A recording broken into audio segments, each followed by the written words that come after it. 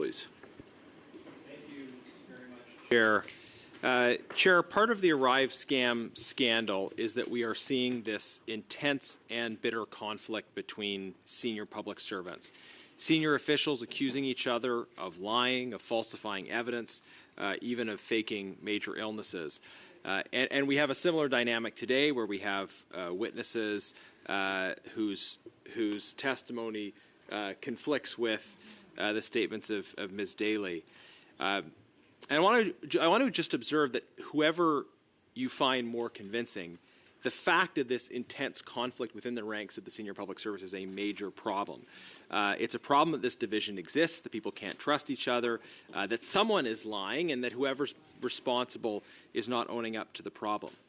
Now, we had heard testimony along the way that Minister Mendicino wanted someone's head on a platter over the ArriveCAN scandal.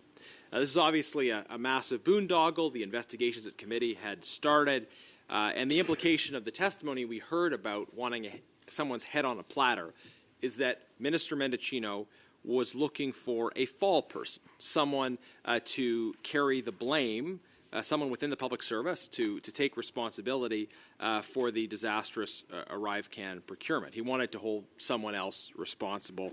And it seems to me that just looking at the timelines that there really was an emergence of and an intensification of conflict among senior public servants after this directive from Minister Mendicino came down, an informal directive, but after he said that he wanted someone's head on a platter.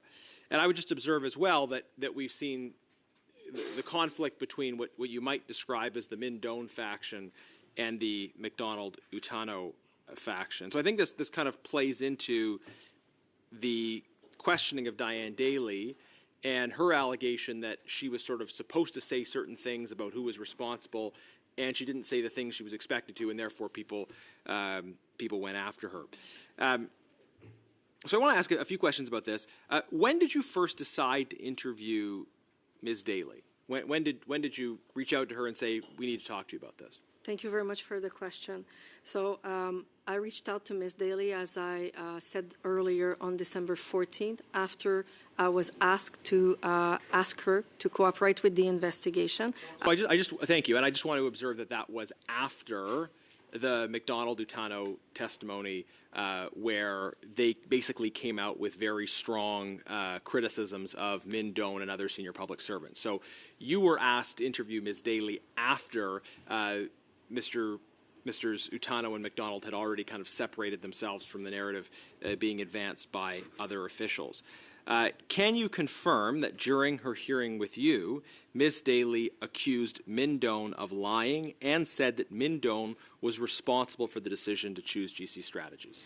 Thank you very much for the question. No, I cannot remember that, and this was not an interview. This, in fact, was a meeting, and I never interviewed Ms. Daly. I was not part of, and I am not part of either investigation, neither that of CBSA nor that of PSPC. We have it in the transcript that Ms. Daly did say that Min-Doan had lied, and she did say that he was responsible for the decision to choose GC Strategies. She further said that Min-Doan had ruled out Deloitte as an option for GC Strategies because of issues with CARM, and that is consistent with testimony that was given by Mr. MacDonald and Utano, although it contradicts testimony given by Min-Doan and by the leadership of CBSA. So I don't know if you can confirm that or not, but that's in the transcript that we received. So thank you very much for the question. No, I cannot confirm that. I don't recall this, and I have not heard the transcript nor read the transcript, so I don't recall that. Okay, it's there, and members have it.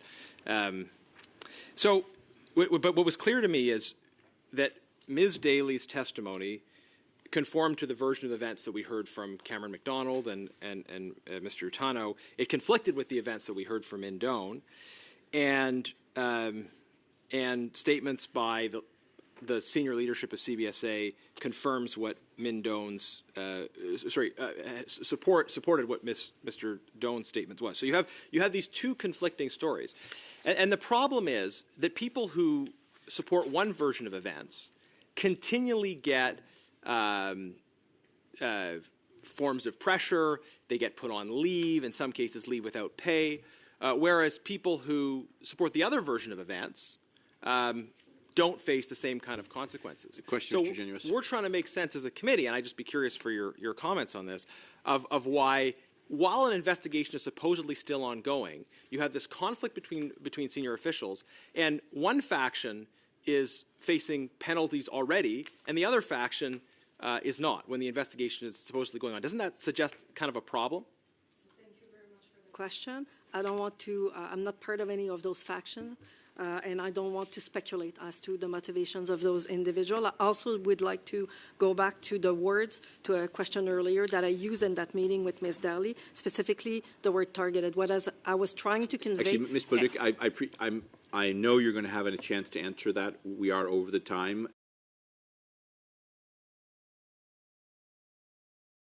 Chair, your briefing that you received before this committee, were you given briefing documents? No. Just a verbal briefing only? That is correct. So essentially... Okay. No, that's all I need to know if there weren't anything else. Who instructed you to contact Ms. Daly to start this whole ball rolling? So HR, so the Human Resources Unit contacted me. So I believe it was a director in Human Resources who was aware that the investigation unit... Contact someone at your level to contact Ms. Daly. Why not Mr. von Schoenberg? Yeah. Why would HR not do this themselves? Yeah, thank you for the question, and it's a good question, actually. It could have been Mr. von Schoenberg. I know the people within Human Resources. I've worked with them quite... How many other affairs such as this have you got personally involved in at this level of people relatively lower down the At least ladder? 2 others that I can think of, yeah. 2. You don't find it odd that HR would contact you about this? So, thank you very much for the question. No, I actually know those people. Do you know why specifically she was suspended or put on admin leave? No, because I'm not part of that investigation, so I don't. But you testified earlier that you're hands-on, you're a caring person, you wanted to be involved, and you followed up with her. You said, but you didn't follow up when one of your people was suspended, and about the reasons why she was suspended. I actually had interactions with her after she was suspended. She asked questions about... But you never asked why she was suspended? Whose decision was it to suspend her? It was made within PSPC, so... It was, yeah. But it was not my decision, but I did carry it as her superior. You were promoted 2 weeks after her suspension. When did you apply for this promotion or put your name in for the promotion? So, thank you very much for the question. This was not a promotion. I want to be super clear there. Although I know that it was said that it was a promotion, I was already a Director General. I was already an EX3. I had been for a while. Did you put your name in for this, or they just plucked you out of the air for this role? So I was asked to stand up. Asked by who? Asked by my boss. So who's your boss? When I ask who, I'm asking for names, please, just for the future. So my boss is the ADM, Dominique Laporte, and he asked if I would undertake the transformation of professional services. And as several reports from the audit... You repeatedly said that when they contacted you, it was about gaps in the gaps in the story. What were those gaps? Thank you for the question. I don't know because I'm not part of the investigation. But again, as documented through audits that are public, there were gaps in the procurement and in the contract management for ArriveCAN. Do you know what those gaps were?